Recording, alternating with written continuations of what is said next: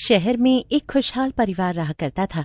उस परिवार में पति पत्नी और उनकी एक बच्ची शिवानी थी। शिवानी को ढोलक बजाने और नाचने गाने का बहुत शौक था, लेकिन घर वालों की अनुमति न होने के कारण वो मुश्किल से ही ढोलक बजा पाती या फिर नाच गा पाती थी।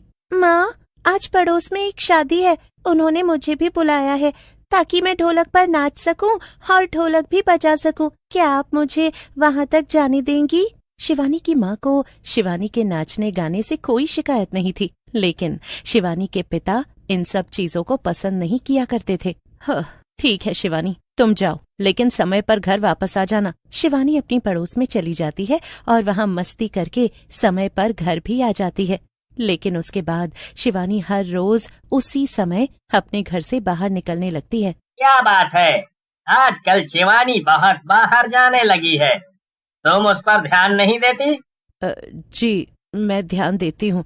आज मैं उसको समझा दूंगी, फिर वो ऐसा कभी नहीं करेगी। शिवानी की माँ शिवानी को समझाती है। शिवानी, तुम्हें मैंने कितनी बार कहा है ना, अपने पापा के आने से पहले घर आ जाया करो, लेकिन तुम मेरी बात सुनती नहीं हो। अब तुम्हारे पापा ने तुम्हारा बाहर जाना ही बंद कर दिया है, अब तुम कहीं नहीं जा सकती। लेकिन माँ, मैं तो बस ढोलक बजाने जाती हूँ, मुझे ढोलक बजाना बहुत पसंद है। आप प्लीज पापा को बोलिए ना, वो मुझे जाने दे।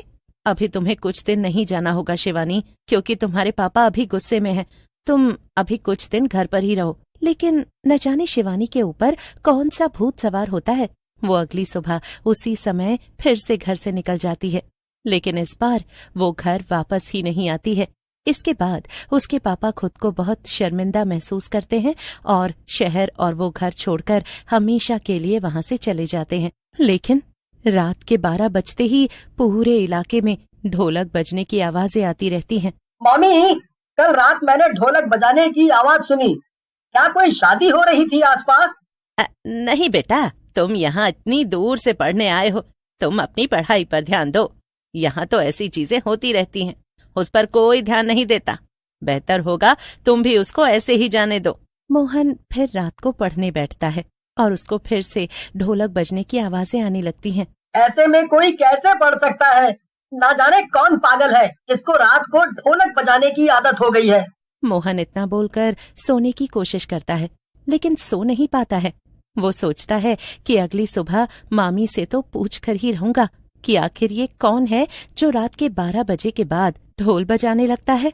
सुबह होते ही वो अपनी मामी के पास जाता है। मामी, आप मुझसे क्या छुपा रही हैं? यहाँ कोई तो है जो रोज ढोलक बजाता है, मैं पढ़ाई नहीं कर पाता हूँ। अरे बेटा, मैं भला तुमसे क्यों छुपाऊंगी? लोग कहते हैं कि ये आवाजें एक पुराने घर से आती हैं, लेकिन आज तक वहां जाने की हिम्मत किसी ने नहीं दिखाई। सबको डर है कि वहां पर कोई साया है, इसलिए कहती हूँ तुम भी इन चीजों से दूर ही रहो। ऐसा सब कुछ नहीं होता मामी, ये सब कहने की बातें होती हैं। आप बोलो तो मैं एक बार देख कर आता हूँ। नहीं, वहां जाने की कोई जरूरत नहीं है। तुम बच्चे दूसरे कमरे में जाकर पढ़ लेना। लेकिन अब मोहन के मन में इच्छा जाग चुकी होती है कि आखिर उस घर में ऐसा है क्या, और वहां सिर्फ रात के 12 बजे उसके बाद ही लोग क्यों ढोलक बजाते हैं। मोहन सोच लेता है कि वो जाकर इस बारे में पता लगाएगा। वो इस रहस्य के बारे में जानने के लिए रात के अंधेरे में उस पुराने घर की ओर बढ़ जाता है। आज की रात कितनी सुंदर है, ये आधा चांद और ये हल्का हल्का अंधेरा कितना अच्छा लग रहा है। तभी 12 बज जाते हैं और फिर से ढोलक की आवाज तेज हो जाती है। एक लाठी लेकर चलता हूँ, रात के समय तो गर्मी भी नहीं लग रही है। मोहन अपनी लाठी पकड़े हुए धीरे धीरे उस पुराने घर की तरफ बढ़ने लगता है। तभी अचानक उसको और ठंड लगने लग जाती है और हवा बहुत तेज चलने लगती है, जैसे कोई उसको बुला रहा हो। वो जैसे तैसे उस पुराने घर के पास पहुंचता है तो देखता है कि दरवाजे सब बंद हैं, लेकिन ढोलक लगातार बजे। वो दरवाजा खटखटाता है, लेकिन जब कोई आवाज अंदर से नहीं आती। क्या मुझे कोई बताएगा यहाँ हो क्या रहा है? किसको ढोलक बजाना इतना पसंद है? तो वो घर के अंदर चला जाता है। अंधेरे में उसकी आंखें मुश्किल से ही कुछ देख पाती हैं। उसके कदमों की आवाज घर में गूंज रही होती है। तभी उसको एक कमरा नजर आता है जिस कमरे से वो ढोलक की आवाज आ रही थी। वो उस कमरे को खोलता है और उसके अंदर चला जाता है। कोई है क्या? मुझे कुछ तो दिखाई दे रहे हैं। क्या तुम वही हो जो ढोलक बजाते हो? तभी एक अनजान औरत उसकी तरफ आती है जिसके गले में एक ढोलक होती है और वो उसको बजा रही होती है। औरत धीरे से अपना चेहरा घुमाती है।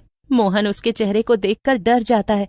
वो सच में एक चुड़ैल थी जिसका चेहरा बहुत डरावना और उस पर उसकी मुस्कान और भी डरावनी नजर आ रही थी।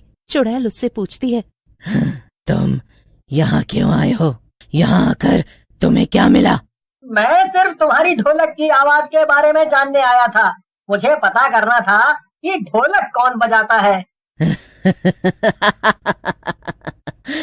तुमने जो कहा है वही सच है। मैं चुड़ैल ही तो हूँ और मैं वही हूँ जो रात को ढोलक बजाते हुए तुम्हें सुनाई देती हूँ। चुड़ैल उसके बात का उत्तर देने के बजाय एक लंबी चुप्पी साथ लेती है।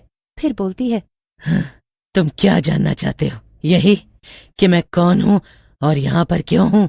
मोहन अपना सिर हिलाकर हामी भरता है।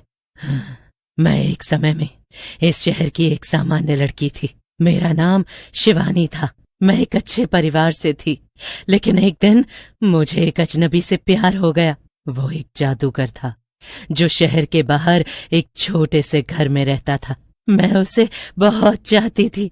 मैं ढोलक बजाने के नाम पर रोज उससे मिलने जाती थी, लेकिन वो मुझे धोखा दे रहा था और मैं अपने माता पिता को। फिर क्या हुआ? फिर मैं उसके साथ ही चली गई और उसके बाद पता चला कि मेरे माँ बाप ने ये शहर छोड़ दिया क्योंकि वो जादूगर मुझे अपनी जादू की दुनिया में खींचने की कोशिश कर रहा था। जब मुझे इसका पता चला तो मैंने उसे छोड़ दिया और अपने घर आ गई, लेकिन वो बहुत बुरी तरह गुस्से में था। उसने मेरी जिंदगी को नरक बना दिया। चुड़ैल की आंखों में आंसू थे। वो जादूगर मुझे चुड़ैल बना देना चाहता था। एक रात उसने मेरी आत्मा को काला जादू करके इस घर में बंद कर दिया। अब मैं रात के अंधेरे में अपनी ढोलक बजाती हूँ क्योंकि ये मेरी किस्मत का हिस्सा बन चुका है। जब तक मेरी आत्मा को शांति नहीं मिलती, मैं यहाँ ढोलक बजाती रहूंगी। मोहन अब पूरी कहानी समझ चुका था। उसे शिवानी की पीड़ा का एहसास होता है, लेकिन उसी समय उसे ये भी पता चलता है कि अगर वो शिवानी की मदद नहीं करेगा तो शायद शिवानी को कभी शांति नहीं मिलेगी और वो हमेशा के लिए इसी घर में बंद होकर रह जाएगी। मोहन ने शिवानी से जादूगर के बारे में सब कुछ पूछा और फिर शहर से बाहर उस जादूगर के घर की ओर निकल पड़ा। जादूगर का घर एक घने जंगल के बीच था और जैसे ही मोहन वहां पहुंचा, वो महसूस करने लगा कि यहाँ कुछ अनहोनी हो रही है।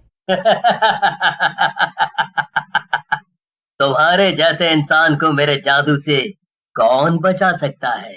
लेकिन मोहन ने उसके तंत्र मंत्र से बचते हुए एक पुरानी विद्या का उपयोग किया जो उसने अपनी दादी से सुनी थी। ये विद्या जादूगर के काले जादू को तोड़ने में सक्षम थी। कुछ समय बाद जादूगर की ताकत समाप्त हो गई और वो हार गया। वो बहुत खुश होकर शिवानी के घर पहुंचता है तो वो देखता है कि अब वहां किसी तरह का कोई शोर नहीं है और शिवानी बेहद खुश और शांत नजर आ रही है। मैं तुम्हारा ये एहसान कभी नहीं भूलूंगी। तुमने न सिर्फ मुझे मुक्ति दिलवाई है बल्कि मेरे पाप को भी कम कर दिया। अब मैं यहाँ से शांति से जा सकती हूँ।